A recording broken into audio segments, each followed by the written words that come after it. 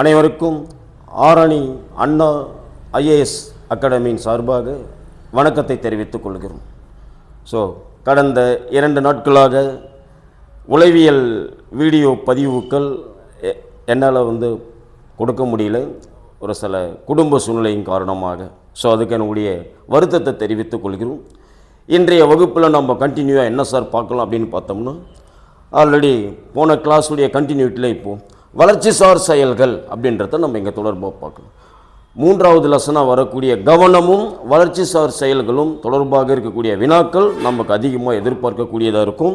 இதில் வளர்ச்சிசார் செயல் என்பது என்ன சார் அப்படின்னு பார்த்தீங்கன்னா, சமூக தொடர்புடன் கூடிய பல்வேறு வயதுகளுக்கான வளர்ச்சியினை குறிக்கும் நடத்தையும் செயல்களையும் குறிப்பதே வளர்ச்சிசார் செயல்கள். இந்த வளர்ச்சிசார் செயல்களை அறிமுகம் செய்தவர் யார் சார் அப்படின்னா ஹெவிகர்ஸ்ட். இந்த ஹெவிகர்ஸ்ட் என்பவர் தான் சொல்கிறாரு. இவர் பார்த்தோம்னா 6 வகையாக பிரிக்கிறாரு வளர்ச்சிசார் செயலை. 6 வகை என்பது என்னென்ன சார் அப்படின்னு பார்த்தீங்கன்னா, 1 குழவி பருவம் அல்லது முன்பிள்ளை பருவம். குழவி பருவம் அல்லது முன்பிள்ளை பருவத்தில் குழந்தைங்க எப்படி நடந்து கொள்வாங்க, அவங்களுடைய வளர்ச்சி எப்படி இருக்கும், அதை தான் இங்கே நம்ம பார்க்கணும். 4 பாயிண்ட் இல்லை 5 பாயிண்ட்டு கொடுத்து ஏதாவது ஒன்று தவறானது எதுன்னு கேட்கக்கூடிய வினாக்களாக இது ஸ்டேட்மெண்ட்டாக கேட்கக்கூடியதாக இருக்கும். 1 குழவி பருவத்தில் குழந்தை பேச கற்றுக்கொள்ளுதல். குழந்தைங்க முத பேச கற்றுக்கொள்ளும் சொல்லுவாங்க. அது தாய் தந்தை தான் முதல் பேசுவதற்கான பயிற்சி அளிப்பதாக இங்கே சொல்லுவாங்க. அடுத்து குழந்தைகள் பார்த்தோம்னா திட உணவுகளை எடுத்துக்கொள்ளுதல். லிக்விட் ஃபுட்டை விட்டுட்டு திட உணவுகள். திட உணவுனா என்ன சார்னா இட்லி அது மாதிரியான விஷயங்கள்லாம் சொல்கிறது இங்கே திட உணவு. அடுத்து பாலியல் வேறுபாடுகளை அறிந்து கொள்ளுதல். ஆண் பெண் என்பது போன்றன அறிந்து கொள்ளும் ஒரு வயதாக காணப்படுகிறது. அடுத்து குழந்தைகள் சரி எது தவறு எது என பிரித்து அறிதல். சரி எது தவறு எது என பிரித்து அறிந்து கொள்ளுதல். அடுத்து பெற்றோர் மற்றும் உடன் பிறந்தோர் சமூக செயல்பாடுகளுடன் தொடர்பில் இருப்பாங்க. எப்பவுமே குழந்தைங்க பார்த்தீங்கன்னா முன்பிள்ளை பருவத்தில் அப்பா அம்மாவுடைய ரிலேட்டிவில் தான் இருப்பாங்க, இல்லை சொந்த பந்தத்தில் இருக்கக்கூடிய ரிலேட்டிவில் தான் இருப்பாங்க. அதுதான் இங்கே சொல்கிறாங்க. உடன் பிறந்தோரோட விளையாடக்கூடிய விஷயங்கள்லாம் இருக்கும். அதனால் அது 5 வகையாக பிரிக்கப்பட்டு இருக்கும் சொல்லுவோம். அடுத்து பின்பிள்ளை பருவம். பின்பிள்ளை என்பது என்ன சார் அப்படின்றத இங்கே எதிர்பார்க்கணும். குழந்தைங்க பார்த்தோம்னா ஒன்றாக தான் விளையாடுவாங்க இல்லைங்களா. அதனால் இங்கே விளையாட்டு மற்றும் உடல் திறமை, உடல் திறனை பேஸ் பண்ணி விளையாட்டு, கூட்டு விளையாட்டு அப்படின்னு சொல்லக்கூடியதை பேஸ் பண்ணி இங்கே கொண்டு வரும். அடுத்து நண்பர்களுடன் சேர்ந்து கற்றல். குழந்தைங்க பார்த்தீங்கன்னா குரூப்பாக உட்காந்து தான் படிப்பாங்க. அவங்க படிக்கிறதும் சரி அல்லது வாசித்தலும் சரி அல்லது ஏதாவது எழுதுவதாக இருந்தாலும் சரி எல்லாமே நண்பர்களோட தொடர்பில் தான் இருப்பாங்க குழந்தைங்க, சரிங்களா. அடுத்து குழந்தைங்க எப்பவுமே பார்த்தோம்னா வாசித்தல், எழுதுதல், கணக்கீடு செய்தல் கூட்டாக தான் செய்வாங்க. கணக்கீடுனா ஏதாவது ஒரு கூட்டல் கணக்கு அல்லது வகுத்தல் கணக்கு, அது ஏதாவது ஒரு கணக்கை போடுற மாதிரி இருந்ததுன்னா மாணவர்கள் ஒன்றாக உட்காந்து தான் குழந்தைகள் கற்பாங்க. அதனால் அது பின்பிள்ளை பருவம் என அழைக்கப்படும் சொல்லுவோம். அடுத்து அன்றாட வாழ்வின் தேவைகளை பூர்த்தி செய்தல். அன்றாட வாழ்வின் தேவைகள் என்னென்னா, காலையில் குழந்தைகள் இருந்தாங்கன்னா அவங்க பள்ளிக்கூடத்திற்கு போகிறதுக்கு என்னென்ன தேவை என்பதை அவங்க தயார்படுத்தி கொள்வார்கள். அதே பள்ளி முடிந்து வந்ததுக்கப்புறம் பார்த்தோம்னா கூட்டாக விளையாடுவாங்க. அடுத்து ஹோம்ஒர்க் பண்ணுறதுலாம் நடக்கும். அதனால் அது பின்பிள்ளை பருவம் என்பதை பேஸ் பண்ணி சொல்லுவாங்க. இது 2வது வகையாக பிரிக்கப்பட்டது. அப்படி பிரித்தவர் யார் என்பதை முதல்ல சொல்லிட்டு ஹெவிகர்ஸ்ட் என்பதை மறந்துடக்கூடாது. அடுத்து 3வது குமரப்பருவம். இந்த குமரப்பருவத்தில் இருக்கக்கூடிய மாணவர்கள் பெரும்பாலும் ஒப்பார் குழு. ஒப்பார் குழுனா என்ன சார்னா ஆண் பெண் வேறுபாடு அறிதல். அது மட்டும் இல்லாமல் ஆண் பெண் இருக்கக்கூடிய நபர்களுக்கு அவங்களுடைய உடல் இயக்க உறுப்பு வளர்ச்சி அதிகரித்து காணப்படுதல் பேஸ் பண்ணி இங்கே சொல்லுவாங்க. அதனால் இருபாலர் இடையே புதிய உறவு முறை தோன்றுதல். இருபாலர் இடையே புதிய உறவு முறை என்னன்னா, ஒப்பார்க்குள் இருக்கக்கூடிய மாணவர்கள்லாம் பெரும்பாலும் பாருங்கள் பேரிட்டு கூப்பிடுவாங்க. அப்படி இல்லைன்னா மாமா அல்ல மச்சான் அல்லது ஏதாவது ஒரு பேரை வச்சு தான் என்ன பண்ணுவாங்கன்னா அவங்க உறவு முறையை டெவலப்மெண்ட் பண்ணுவாங்க. அதனால் அது ஒரு புதிய உறவு முறை கொண்டு வரக்கூடிய ஒரு நண்பர்களாக இருப்பாங்க. 2வதாக பார்த்தோம்னா தனி மனித உணர்வு. அவங்க நம்ம சமுதாயத்தில் ஒரு தனி மனிதனாக இருக்கிறோம் அப்படின்ற ஒரு உணர்வு கொண்டு வருவாங்க. அதுதான் இங்கே தனி மனித உணர்வை மேம்படுத்துதல் அப்படின்னு சொல்லக்கூடியது. 3வது தொழில் தேர்வு செய்தல். 11ஆம் வகுப்பு முடித்து 12ஆம் வகுப்பு முடித்த மாணவர்கள் கண்டிப்பாக அவங்க மேற்கல்வி படிப்பதற்காக சரியான பாதையை தேர்ந்தெடுப்பாங்க. ஃபார் எக்ஸாம்பிள் இன்ஜினியரிங் அல்லது நீட் எக்ஸாம் எழுதி மெடிக்கல் செல்வது, அல்லது ஆர்ட்ஸ் அண்ட் சயின்ஸ், அல்லது ஏதாவது ஒரு குரூப் பாலிடெக்னிக் அல்லது அக்ரிகல்ச்சர், ஏதாவது ஒரு தொழில் ரீதியான கல்வியை தேர்ந்தெடுப்பது தான் இங்கே தொழில் தேர்வு செய்தல் என்று அழைக்கப்படுகிறது. அடுத்து அறிவுசார் திறன் உருவாக்குதல், ஸ்கில் டெவலப்மெண்ட். கண்டிப்பாக மாணவர்கள் அறிவு சார்ந்த விஷயங்களை தான் இங்கே என்ன பண்ணுவாங்கன்னா மேம்பாடு அடைவதற்காக கொண்டு வருவாங்க. அடுத்து திருமணம், குடும்ப வாழ்வு தயார் செய்தல். கண்டிப்பாக படிப்பு முடிச்சுட்டு உடனே என்ன பண்ணுவாங்கன்னா திருமணம் அல்லது குடும்ப வாழ்வோட தொடர்புடைய விஷயத்தில் அவங்க கவனம் செலுத்துவதாக காணப்படும் சொல்லுவாங்க. அதை எங்கே நம்ம பண்ணி பார்க்கணும். அடுத்து முதிர் பருவம். முதிர் பருவம் என்ன சார்னா குமரப்பருவத்துக்கு அடுத்து வரக்கூடியங்க. கல்லூரி முடிச்சுட்டு லைஃப்பில் செட்டில் ஆனதுக்கப்புறம் அவங்க கண்டிப்பாக என்னவோ மாறுவாங்க அப்படின்னு பார்த்தோம்னா வாழ்க்கை துணை தேர்வு செய்தல், திருமணம் செய்து கொள்ளுதல், வாழ்க்கை துணை தேர்வு செய்கிறாங்க. அடுத்து இல்லற வாழ்வு நடத்துறது, தனி குடும்பமா அல்லது கூட்டு குடும்பமா என்பது சமுதாயத்தில் குடும்பத்தின் பெற்றோர்களுடைய வளர்ப்பு பேஸ் பண்ணி இங்கே கொண்டு வருவாங்க. இல்லற வாழ்வு கொண்டு வரும். அடுத்து குழந்தை பெற்று வளர்த்தல், மூணாவது பாயிண்ட் குழந்தை பெற்றுக்கொண்டு அந்த குழந்தையை வளர்த்தல். சரிங்களா? அடுத்து பணிபுரிதல், கண்டிப்பாக வேலை வாய்ப்பை உருவாக்கி பணிபுரிய செயலை கொண்டு வரக்கூடியது முதிர் பருவம். அடுத்து நடுவயது பருவம். நடு வயதில் இருக்கக்கூடிய நபர்கள் என்ன சார்னா கண்டிப்பாக அவங்க குடும்பம் அல்லது சமூக பொறுப்பு கொண்டிருப்பாங்க. சமூக பொறுப்போடு குடும்பத்தை நிலைநாட்டுதலை இங்கே கொண்டு வராங்க. அடுத்து பொருளாதார நிலையை உருவாக்குறாங்க. பொருளாதார நிலைனா என்ன சார்னா தினசரி என்ன, மந்த்லி என்ன அப்படின்னு மாதிரி சேலரி அல்லது சம்பளம் அல்லது பொருளாதாரத்தை உருவாக்குவது கொண்டு வராங்க. அடுத்து மற்றவர்களுக்கு வழிகாட்டுறாங்க, கைட்னஸ், மற்றவர்களுக்கு வழிகாட்டுதல் மற்றும் பெற்றோருக்கு உதவுதல். இவை அனைத்தும் நடுவயது பருவம் என அழைக்கப்படும். லாஸ்ட் முதுமை பருவம். முதுமை பருவம்னா என்ன சொன்னால் கண்டிப்பாக அவங்களுக்கு அனுபவம் நிறைந்தவங்களாக இருப்பாங்க. அவங்க பெரும்பாலும் திறமையும் மற்றும் செயல்திறனையும் யாரும் கண்டுகொள்வதில்லை. அதான் இங்கே பெரிய விஷயமா இருக்கும். ஏன் சார்னா அவங்கள தனிமைப்படுத்தப்படுவதாக உருவாகும். ஏன்னா முதுமையில் இருக்கக்கூடியவங்களாம் தனியாக தான் இருப்பாங்க. இதில் இன்னும் கொடுமையான விஷயம் ஒன்று இருக்குது. எப்படி சார் அப்படின்னு பார்த்தீங்கன்னா வாழ்க்கை துணை இழந்துட்டால் தனிமையில் இருப்பாங்க. அவங்களுக்கு நிச்சயமாக அவங்களுக்கு ஒரு துணை இல்லைன்னா அவங்களுடைய தன்னம்பிக்கை இழந்து விடும் சொல்லுவாங்க. அதனால் இங்கே ஓய்வு, நேர்மறையான மனப்பான்மையில் இருப்பாங்க. அல்லது வாழ்க்கை துணை இழப்பு தாங்கி கொள்ளுதல், தனிப்பட்ட முறையில் இருப்பாங்க. அதனால் இந்த இடத்துல வளர்ச்சி சார் செயல்கள் மொத்தம் 6 வகையாக பிரித்து அந்த 6 வகைக்கு தேவையான கருத்தை கொடுத்தது யாருன்னா எவி கர்ஸ்ட். இங்கே என்ன கேட்பாங்க சார் அப்படின்னா ஏதாவது ஒன்று கொடுத்து தவறானதில் ஒன்று கொடுத்து கேட்பாங்க. இதை கண்டினியூ பண்ணிக்கலாம். அடுத்து நம்ம பார்க்கக்கூடிய டாபிக் வந்து பார்த்தோம்னா அட்டென்ஷன், கவனம். கவனம் என்பது வந்து பார்த்தோம்னா பேப்பர் 1ல் 3வது டாப்பிக்காக இருக்கும், பேப்பர் 2ல் 4வது லெசனாக இருக்கும். இப்போ கவனம் என்பது என்ன சார் அப்படின்றது தெரியும். நம்ம ஒவ்வொரு மனிதனுக்கும் கவனச்சிதறல் ஏற்படும். கவனச்சிதறல் ஏற்பட்டாவே ஆர்வமும் விருப்பமும் இல்லாமல் போயிடும். அந்த ஆர்வமும் விருப்பமும் இல்லைன்னா எந்த ஒரு விஷயத்திலும் நமக்கு நாட்டம் இல்லாமல் போயிடும்.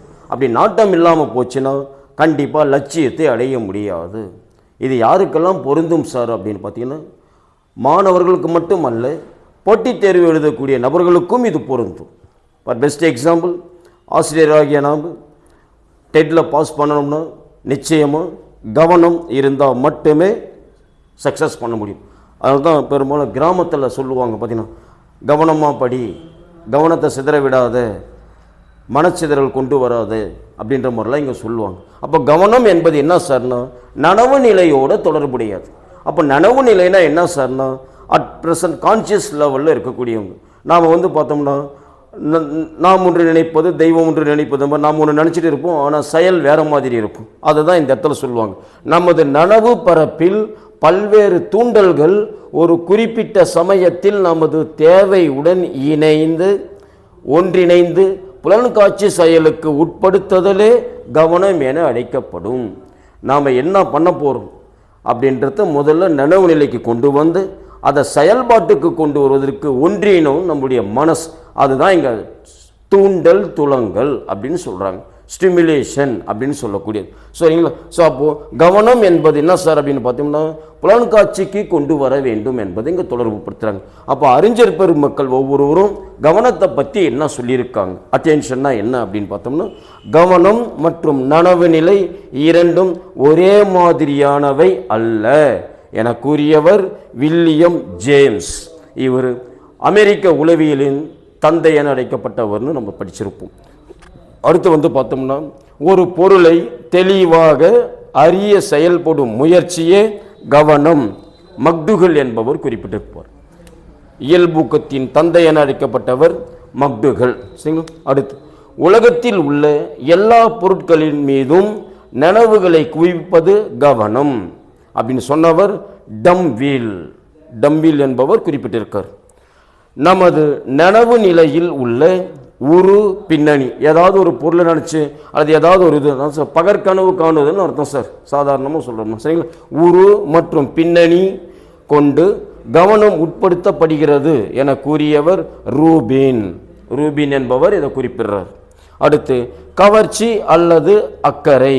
கவர்ச்சி, இப்போ எங்கன்னா ஒரு இடம் போகிறோம், படம் பார்க்குறோம், அந்த படத்தில் வந்து நமக்கு தெளிவாக அட்டென்ஷன் தெரியுதுன்னா என்ன சொன்னால் ஒரு மியூசிக் போட்டோன்னா அது யார் வந்து படத்தில் நடித்தது, யார் வந்து ஹீரோ, படத்தினுடைய டைரக்டர் யார், பாடல் வரி என்ன, தெளிவாக நம்ம பண்ணுறோம். அப்போ என்ன சார் விஷயம்னா அதன் மீது அதிகமான கவனத்தை செலுத்துதல்னு சொல்கிறாங்க. கவனத்தை குவித்தல், ஒன்றிணைத்தல் அப்படின்னு சொல்லுவாங்க. ஸோ அது மாதிரி இந்த இடத்துல கவர்ச்சியும் அக்கறையும் மறைமுகமே கவனம் என கூறியவர் மக்டுகள். அடுத்து வந்து பார்த்தோம்னா கவனம் என்பது ஓர் இராணுவ வீரர் சில செயல்களை செய்ய தயார் நிலையில் இருப்பது போன்று என கூறியவர் உட்வொர்த். எப்பவுமே இராணுவ வீரர்கள்லாம் வந்து பார்த்தோம்னா கவனத்தை சிதற விட மாட்டாங்க.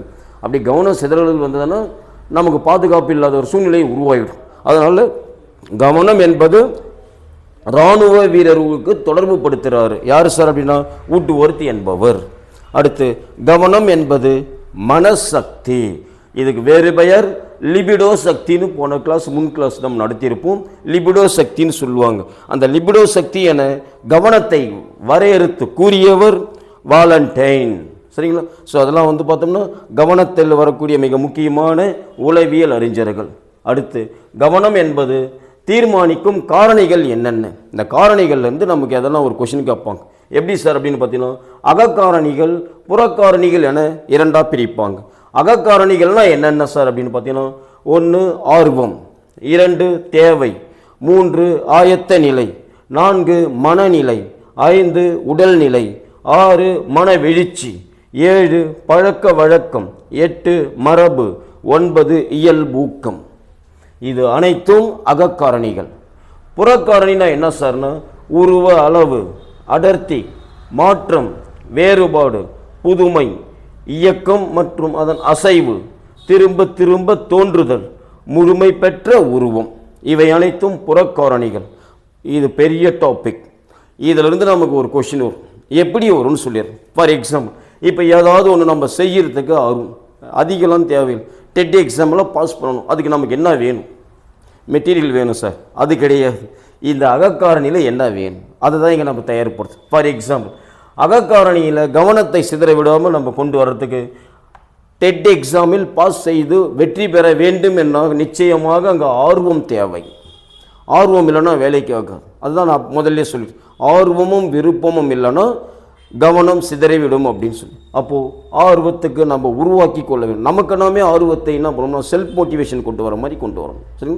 அடுத்து படிப்பதற்கு தேவையான என்னென்ன உபகரணங்கள் தேவை, டீச்சிங்ஸ் மெத்தேடு இருக்கிற மாதிரி கற்பிக்கும் முறைகளை பேஸ் பண்ணி கேட்கறதுனால தேவைகளை நம்ம தயார்படுத்த வேண்டும். அதுதான் இந்த இடத்துல அடுத்து ஆயத்த நிலை என்று குறிப்பிடுறாங்க. பொருட்கள்லாம் நம்ம தயார்படுத்தி வைக்கணும். அடுத்து மனநிலை, நமக்கு படிக்கிற மனநிலை. நம்ம சொல்கிறோம் இல்லையா, படிக்கிறீங்களா இல்லையா, எனக்கு மனசு சரியில்லை, கொஞ்சம் கான்செப்ட் புரிஞ்சு பார்க்கணும். எப்பவுமே படிக்கிற நபர்களுக்கு வந்து 2 விஷயம் கொண்டு வரும். ஒன்று, ஏன் வந்து பார்த்தோம்னா ஒரு நபரை பார்த்தோன்னே கேட்போம், என்ன நீங்கள் ரொம்ப டல்லாக இருக்கிறீங்க அப்படின்னு சொல்லி. எனக்கு மனசு சரியில்லைன்னு சொல்லுவாங்க. மனசு சரியில்லைன்னா என்ன சார் அர்த்தம்னா அந்த கவனத்தின் மீது சிதறல் ஏற்பட்டிருக்கும். அதனால் அது மீது நாட்டம் இல்லாமல் இருப்பாங்க. அதனால் அந்த இடத்துல மனநிலையை இங்கே கொண்டு வரும். மனநிலை எப்பவுமே சரியான திடத்தில் இருக்கும். அடுத்து உடல்நிலை, ஃபிசிக்கலாகவும் நம்ம சரியான இருக்கும். ஏதாவது ஒரு உடல் உபாதைகள் ஏற்பட்டாலும் நம்மளால் என்ன பண்ண முடியும், கவனத்தை கரெக்டான முறையில் கொண்டு போக முடியாது. அடுத்து மனவெடிச்சு. மனவெடிச்சுனா கோபம், எமோஷனலை வந்து கரெக்டாக கொண்டு வரணும். தொடர்ச்சியாக நம்ம எமோஷனல் கொண்டு வந்தோம்னா நம்ம உடல் ரீதியாகவும் பாதிப்பு ஏற்படும், மன ரீதியாகவும் பாதிப்பு ஏற்படும், தனிமையை அடைவதற்கான வாய்ப்பை கொண்டு வருவாங்க. அடுத்து பார்த்தோம்னா பழக்க வழக்கம், நம்முடைய ஹேபிட்ஸ், என்னென்ன பழக்க வழக்கங்கள் இருக்குது அப்படின்றதுல இங்கே கொண்டு வரும். மரபுனா ஜெனடிக்ஸை பேஸ் பண்ணி வர்றதுனால மரபுடைய தாக்கத்தை பேஸ் பண்ணி இங்கே கேட்பாங்க. அதுவும் நம்ம பார்ப்போம். அடுத்து இயல்பூக்கம், நமக்கு நாமே மோட்டிவேஷனாக இருக்குன்னு சொல்கிறதுனால இயல்பூக்கம் இல்லைன்னா இங்கே வேலைக்கு ஆகுதுன்றதுனால இது அகக்காரணிகள் அப்படின்னு சொல்கிறாங்க. அடுத்து புறக்காரணிகள் என்னென்ன சார்னா, உருவ அளவு. எங்கேயாவது ஒரு இடம் போகிறோம், திடீர்னு அந்த இடத்துல ஏன்னா ஒரு பெரிய பாக்ஸ் மாதிரி ஏதாவது ஒன்று இருக்கும். ஃபார் எக்ஸாம்பிள் வித்தியாசமாக ஏன்னா ஒரு முக்கோணம் மாதிரி போட்டு அல்லது ஏன்னா ஒரு படம் மாதிரி போட்டிருந்தா அதை நம்ம உற்று நோக்கிற மாதிரி தெரியும். அதனால் அது உருவ அளவு, சைஸ். சரிங்களா? அடுத்து அடர்த்தி, அது சிறியதாக இருக்குதா அல்லது பெருசாக இருக்குதா அப்படின்றத உருவ அளவு பொம்மையை பேஸ் பண்ணி இங்கே கொண்டு வருவாங்க.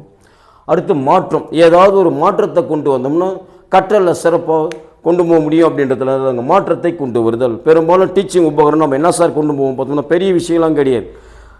ஒரு டீச்சராக இருந்தோம்னா கண்டிப்பாக பெரிய ஒரு சார்ட் ஒரு நாள் கொண்டு போவோம், அது ஒரு பெரிய விஷயமும் மாணவர்கள் பார்ப்பாங்க. இதே ஒரு அறிவியல் ஆசிரியராக இருந்தால் என்ன சார்னா ஒரு டிசெக்ஷன் பாக்ஸ், ஒரு எலி, ரேட், இது மாதிரி ஏதாவது ஒரு பொருட்கள் கொண்டு போனால் மாணவர் நம்மளை பார்த்து உற்று நோக்குவோம், ஆசிரியர் ஏதோ புதுசாக கொண்டு வந்திருக்காங்க அப்படின்னு சொல்லி. அதனால் அந்த இடத்துல மாற்றத்தை கொண்டு கற்றல் கற்பித்தலை கொண்டு வரும்.